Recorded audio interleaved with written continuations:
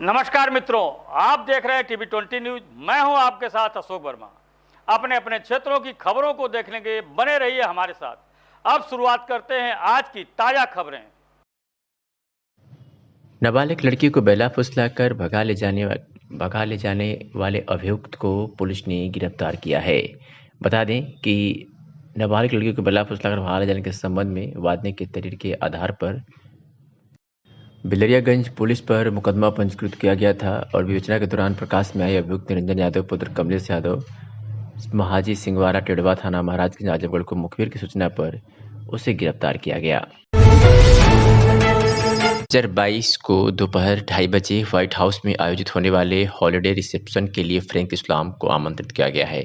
आपको बता दें कि फ्रैंक इस्लाम आजमगढ़ के मूल निवासी हैं और अलीगढ़ यूनिवर्सिटी से उच्च शिक्षा लेने के बाद फ्रैंक इस्लाम अमेरिका चले गए थे और उन्होंने अपनी मेहनत और परिश्रम के बल पर जहां बड़ा उद्योग खड़ा किया, वही सामाजिक गतिविधियों और भारतीय मूल के लोगों से जुड़ने की वजह से काफ़ी लोकप्रिय हुए। इनके सराहनीय योगदान को देखते हुए अमेरिका के पूर्व राष्ट्रपति बराक ओबामा ने अपना सलाहकार नियुक्त किया था। यही नहीं, विगत 22 नवंबर को वाशिंगटन में स्थित इनके आवास पर अमेरिका के पूर्व राष्ट्रपति बिल क्लिंटन व उनकी पत्नी हिलेरी क्लिंटन सहित अमेरिका की जानी मानी हस्तियां शामिल थी, जहां बिल क्लिंटन फाउंडेशन की मीटिंग भी हुई थी।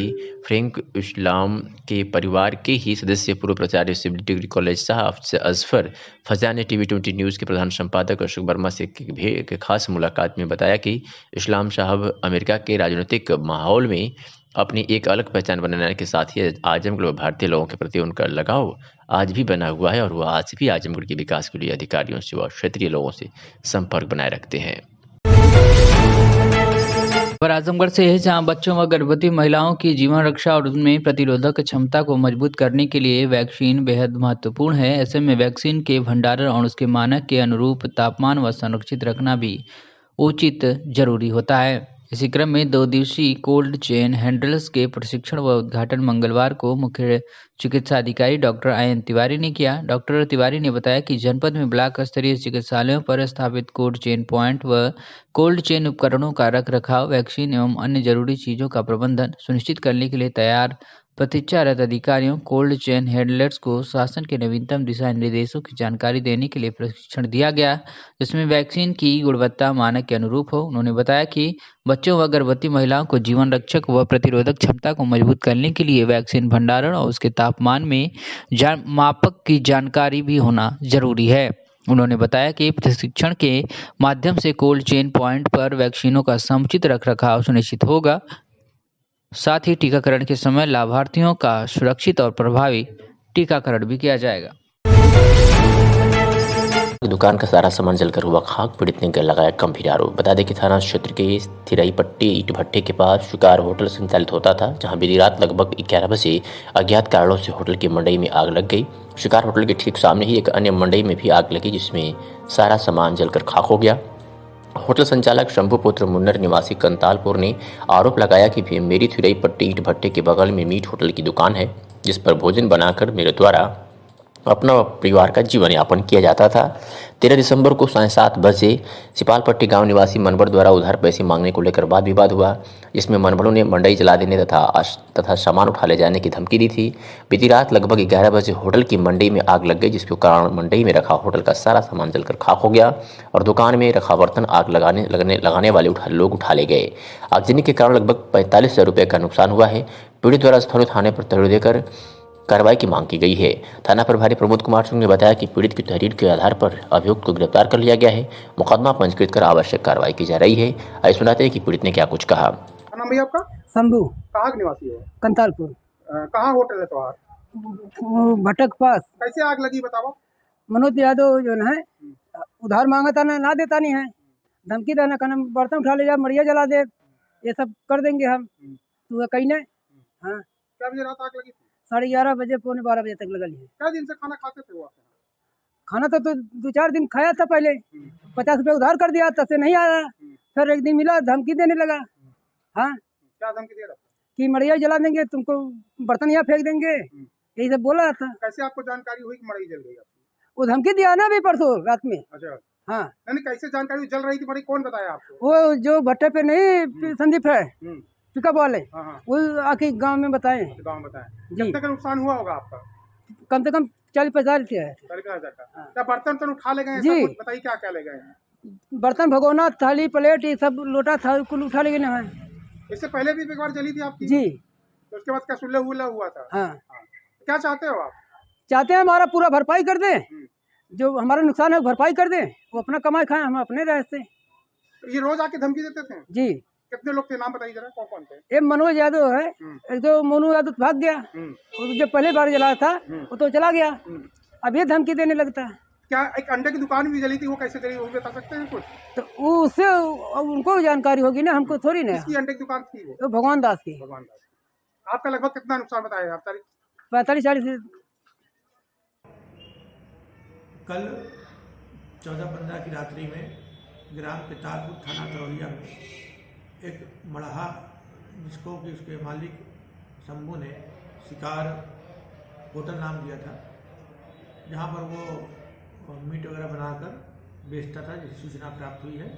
उसमें कल किन्हीं कारणों से आग लग गई और मड़हा जल गया है। इस संबंध में शंभू ने एक व्यक्ति को शंका जाहिर करते हुए उसके खिलाफ प्रार्थना पत्र दिया है। प्रकरण में मौके पर दरोगा और प्रभारी निरीक्षक ने जाकर जांच की है। शंभू के दिए गए प्रकरण पर अभियोग पंजीकृत किया जा रहा है। तदुपरांत जैसे भी विधिक जांच की जाएगी, विचार में जो भी तथ्य सामने आएंगे उसके आधार पर कार्रवाई की जाएगी।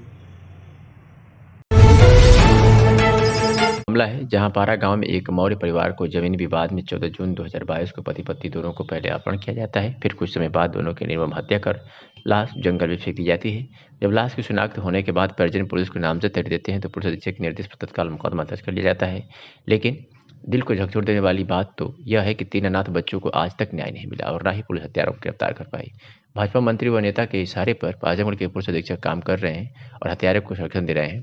हत्या के काफी समय बाद तीनों अनाथ बच्चे भूख हड़ताल पर आजमगढ़ जिलाधिकारी के सामने अम्बेडकर पार्क में बैठे हैं। आज 61 दिन से लगातार अन्याय की गुहार लगाते शासन प्रशासन से भीख मांग रहे हैं, लेकिन शासन प्रशासन के कान तक जू नहीं रेंगता और ना ही कोई ठोस कार्रवाई की गई है और ना ही उस अनाथ बच्चों की खबर का कोई जिम्मेदार लेने आया है। इस तरह के आरोप सपा ने लगाया हुआ है और सपा ने कहा है कि हत्यारों को संरक्षण देने का आरोप पुलिस अपराधी की गिरफ्तारी करिए, कहना है हवलदार यादव का।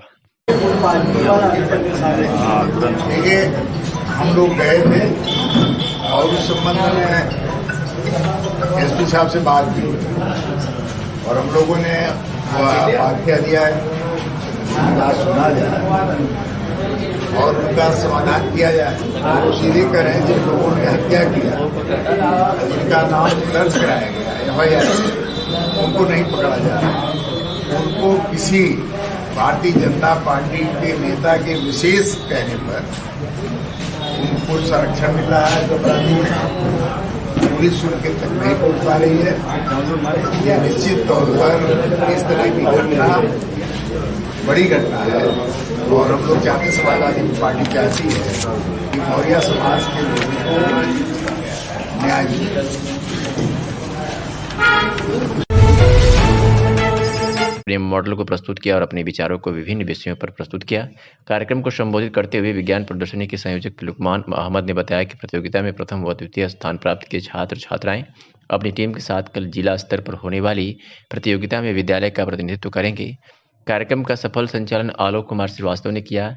इस अवसर पर प्रधानाचार्य ने कहा कि शासन की मंशा के अनुरूप समग्र शिक्षा के अंतर्गत माध्यमिक विद्यालय विज्ञान की प्रदर्शनी का आयोजन कर छात्रों को विज्ञान के प्रति रुचि बढ़ाने में योगदान मिलता है। इस अवसर पर जफर आलम, हकीमुद्दीन, अखिलेश कुमार द्विवेदी, अनवर, रामदरस, ओम प्रकाश मिश्रा, एजाज अहमद, अली शब्बर आदि लोगों ने बच्चों का हौसला अफजाई की। आलोक श्रीवास्तव ने बताया कि विद्यालय पर समय समय पर इस तरह के कार्यक्रम आयोजित किए जाते रहेंगे जिससे छात्रों का चतुर्मुखी विकास होता रहे। आज अमजद अली इंटर कॉलेज में विज्ञान प्रदर्शनी का आयोजन हुआ है, जिसमें हमारे जूनियर वर्ग के और सीनियर वर्ग 9, 10 और 11th वर्ग के बच्चों ने प्रतिभाग किया है। जूनियर वर्ग में अनुराग चौहान फर्स्ट आए हैं। इन्होंने जलवायु परिवर्तन के कारण और परिणाम पे ये एक मॉडल बनाया है। और दूसरा है मोहम्मद आसिफ, जो कि 10th A का स्टूडेंट है। ये इसने बनाया है ये सूचना संचार एवं परिवहन प्रौद्योगिकी पर। और 3rd पे अंकित कुमार 9th A का बच्चा है, जिसने अपना गणित, भौतिकी, विज्ञान एवं खेल पर एक प्रोजेक्ट बनाया है और ये सारे बच्चों ने इसमें प्रतिभाग किया है। अब कल इनको जिला स्तर पे फिर प्रतिभाग करने के लिए भेजा जाएगा और हमारे साथ सहयोग किया है आलोक श्रीवास्तव ने। इनका सहयोग हमेशा साथ में रहता है तो आसानी होती है और यहाँ पे हमारे प्रधानाचार्य जी और सारे लोगों का सहयोग प्राप्त है, जिससे ये सारे मॉडल आसानी से प्रस्तुत के सहयोगी रफीक अहमद की अवैध तथा आपराधिक गतिविधियों से अर्जित भूखंड 1,50 लाख रुपए कीमती की गैंगस्टर के अंतर्गत मऊ पुलिस द्वारा जब्त किया गया। संगठित अपराध अपराधियों के विरुद्ध मऊ पुलिस द्वारा प्रशासन द्वारा चलाए जा रहे अभियान में के क्रम में आज क्षेत्राधिकारी नगर राजस्व टीम व भारी पुलिस बल की उपस्थिति में मुख्तार अंसारी के सहयोगी अभियुक्त रफीक अहमद पुत्र हाजी वकील निवासी पठानटोला कस्बा थाना कोतवाली नगर जनपद मऊ, जो लगभग 2.5 दशक से अपराध में संलिप्त है तथा IS 191 गैंग का सहयोगी है, यह अपने गैंग के संरक्षण में स्वयं तथा गैंग के सदस्यों द्वारा निर्दयतापूर्वक पशुओं का वध करके अवैध मांस के व्यापार से पर्यावरण को दूषित करने जैसे संगीन अपराध कारित कर अवैध तरीके से व्यवसाय के आपराधिक बल का लाभ पाते हुए अकुत धन इकट्ठा किया था, जिसे आज कुर्क किया गया है। टाइगर जी की संपत्ति है जो साराऊ मोहल्ले में हराजी नंबर 216 करीब 1.5 विश्वा के आसपास की संपत्ति है, जिसका बाजारों मूल्य करीब 1.5 करोड़ रुपए है। जिनके द्वारा अपराध से अर्जित धन से संपत्ति क्रय की गई थी। माननीय जिलाधिकारी महोदय के रिपोर्ट के आधार पर बात संस्कृत किया गया था 14 इन्वेस्टर एक्ट के साथ। कल जिलाधिकारी महोदय द्वारा 13/12/2022 को आदेश किया गया था। उसी के अनुपालन में SDM सदर महोदय, तहसीलदार साहब, प्रभारी निरीक्षक टोला, कोतवाली इंस्पेक्टर साहब उपस्थिति में इसकी नियमानुसार ही कुर्की की गई। उधार के अंसारी से भी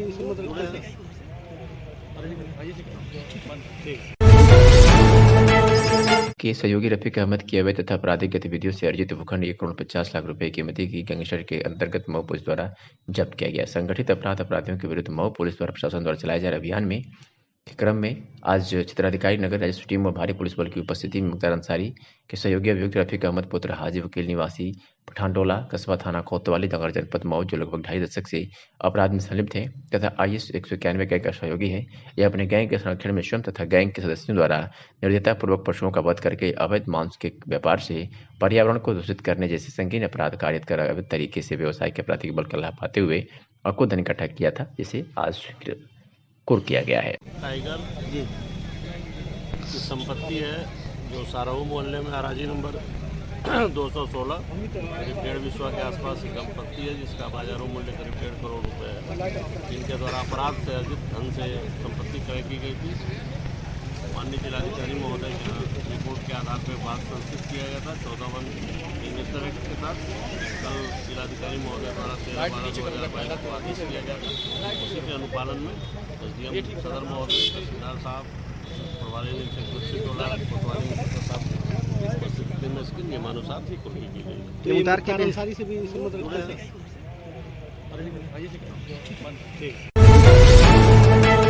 आजमगढ़ जिले के लालगंज तहसील क्षेत्र के कोटा साफीपुर गांव में महिला से की जा रही मारपीट का वीडियो वायरल हुआ है।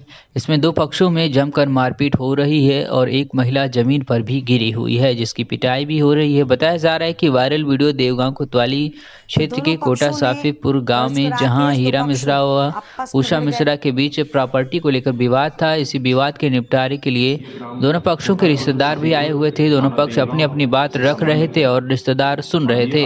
किसी दौरान किसी बात को लेकर मामला बिगड़ गया और देखते ही देखते मारपीट शुरू हो गई। मारपीट में रिश्तेदारों ने पहले बीच बचाव किया, लेकिन मामला शांत नहीं होने पर रिश्तेदार भाग खड़े हुए।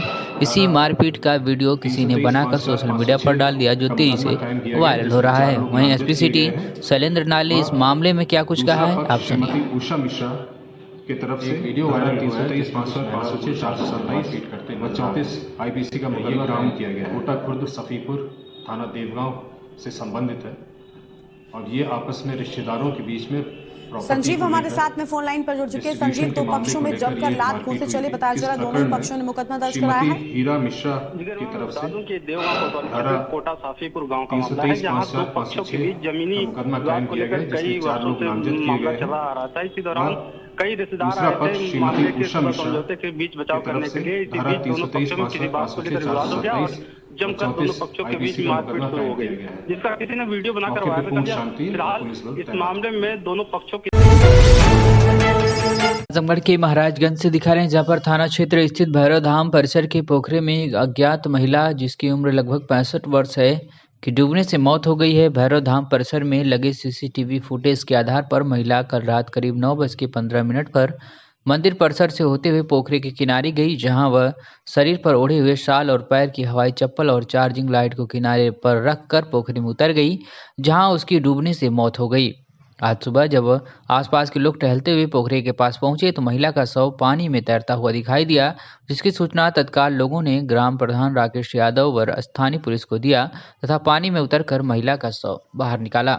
सूचना मिलते ही थाना प्रभारी कमलकांत वर्मा पुलिस बल के मौके पर पहुंचे और शव को कब्जे में ले लिया तथा पहचान में जुट गए। आसपास के लोगों द्वारा पहचान न होने पाने की दशा में पुलिस ने विधिक कार्रवाई कर शव को मर्चरी हाउस आजमगढ़ के लिए रवाना कर दिया है। शव की पहचान के लिए पुलिस ने सरकारी तंत्र के साथ सोशल मीडिया सहित पत्रकारों के ग्रुप का भी सहारा ले रही है। समाचार लिखे जाने तक शव की पहचान नहीं हो सकी थी। महाराजगंज से राजनारायण मिश्र की रिपोर्ट। खबर आजमगढ़ के बुढ़नपुर तहसील क्षेत्र से है, जहां तरौलिया से लेकर अतरैठ बाजार, बुढ़नपुर से लेकर मखना बाजार तथा रोड की पटरियों पर झाड़ियों का अंबार लगा हुआ है, जिसके चलते स्कूली बच्चों व राहगीरों को काफ़ी परेशानियों का सामना करना पड़ रहा है। वहीं आए दिन लोगों का एक्सीडेंट भी होता रहता है। जब बड़े वाहन जैसे ट्रेलर, ट्रक, ट्राली आते हैं तो उनसे बचने के लिए लोग रोड की पटरियों पर जाने को विवश हो जाते हैं, जिसके चलते झाड़ियों में फंसकर गिर जाते हैं और चोटिल हो जाते हैं। इतना ही नहीं, बस एक साल में कई एक्सीडेंट भी होते हैं और कुछ लोगों की मृत्यु भी हो जाती है। ग्रामीणों का कहना है कि विभाग है कि जो कि समस्या को अनदेखी कर रहा है, रोड के किनारे की पटवारियों की देखभाल नहीं कर रहा है। जहां एक तरफ देश व प्रदेश की सरकार स्वच्छता का दावा कर रही है, वहीं रोड के किनारे उगी झाड़ियां प्रशासन को मुंह चिढ़ा रहे हैं। मुख्यमंत्री भले ही बड़े बड़े दावा करें, लेकिन पीडब्ल्यूडी के अधिकारी कर्मचारी ग्रामीण क्षेत्रों की सड़कों की देखभाल करने की जमाहत तक नहीं उठाते हैं। क्या लोगों की जिंदगी के साथ ऐसे ही खिलवाड़ होता रहेगा? लोग बड़े ही आसानी से अपना जीवन गंवा देते हैं। वहीं मीडिया से बातचीत करते हुए राहगीरों ने क्या कुछ कहा, आप सुनिए। मेरा नाम लालचंद यादव है, ग्राम नंदना का निवासी हूँ। समस्या यह है, अतरौलिया से अतरैठ मार्ग पर इतनी झाड़ी झनखारी है, यहाँ आना जाना दुर्लभ हो गया है और बच्चे आते जाते रहने को बहुत परेशानियाँ होती हैं और यहाँ हमेशा एक्सीडेंट होता रहता है। इतनी झाड़ियाँ हैं कि जब पशु पक्षी गुजरते हैं, एक बैग आ जाए कोई मालूम नहीं पड़ता है, गिर कर चोटिल होता है या अक्सर एक्सीडेंट हुआ करता है यहाँ पर। विजेंद्र पांडे मेरा नाम है, मैं पंडोली गांव का रहने वाला हूँ। ये अतरैठ और अतरौलिया मार्ग पे रोड के एक साइड में इतना झाड़ हो गया है कि इससे आने जाने में बहुत तकलीफ़ होता है। कहीं से कोई आता है ऊपर से इधर से रोड पे चढ़ता है तो एक्सीडेंट बहुत ज़्यादा होता है। इसके बाद जो है रात में आने जाने में कीड़ा बिच्छी भी दिखाई देते हैं। इसके लिए यहाँ जब आती है तो उसमें आप लोगों को हाँ दिक्कत होती है। बड़ी गाड़ी भी आता है तो साइड में लेने में दिक्कत होती है, क्योंकि जो कच्चा पटरी है वो पटरी पे आदमी जा नहीं सकता है। इसके वजह से झाड़ी को कटवावे जाए और रोड साफ रहेगा तो आदमी एक्सीडेंट नहीं होगा। रोड के साइड में एकदम सब झाड़ है, कचरा है। हमारे नज़दीक में मंगितपुर स्कूल है, वहाँ पे बच्चों को भी आने जाने में भी दिक्कत होता है और लीलगाह भी इधर उधर से आते जाते हैं तो बच्चे लोग भी परेशान होते हैं। और बच्चे लोग को जब रोड पे छुट्टी होता है तो चढ़ते हैं तो कोई भी गाड़ी आ जाता है और ये एक्सीडेंट इसके वजह से होता है, ये झाड़ियों के वजह से। रोड का साफ़ सफाई नहीं हो रहा है, इसके वजह से बहुत ज़्यादा तकलीफ़ हो रहा है। संतोष उपाध्याय, मैनुद्दीनपुर। समस्या ये है कि सड़क पे जो है झाड़ियों से घिरा हुआ है, 2 चक्का 4 चक्का जाती है तो मतलब वाहन आने पर झाड़ी से घिरा हुआ है पटरी और इस पर जो खतरा हो जाती है। मेरा भी एक्सीडेंट हो गया था यहाँ सरैया गांव के पास और 4 चक्का गाड़ी आई और उसके बाद जो क्रॉसिंग के लिए जगह नहीं बची, एक ट्रक था और उस पर जो है मेरा एक्सीडेंट स्वयं हो गया था। यहाँ सर पे चोट लगी हुई है और इसका कोई ध्यान नहीं है। झाड़ी से एकदम पटरी तक गायब है एकदम, पूरा पीछ तक झाड़ियाँ लटकी हुई हैं और इससे बच्चों के लिए भी दुर्घटना हो सकती है, हो भी जाती है। कितना एक्सीडेंट इधर हुआ है इसका कोई मतलब ध्यान नहीं है सरकार की तरफ से।